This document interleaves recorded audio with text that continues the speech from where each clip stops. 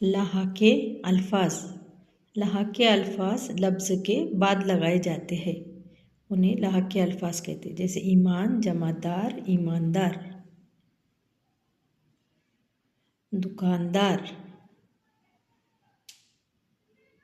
خبردار، پائیدار،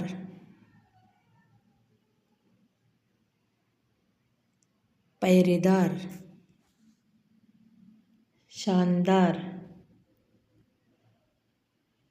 فرما بردار، خاندان، گلدان، اگلدان،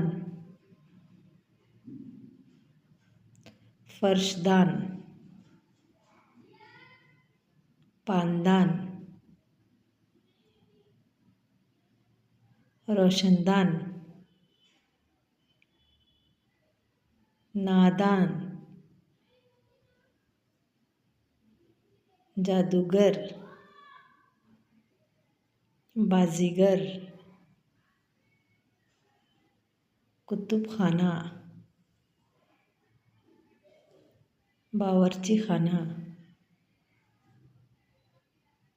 دواخانہ،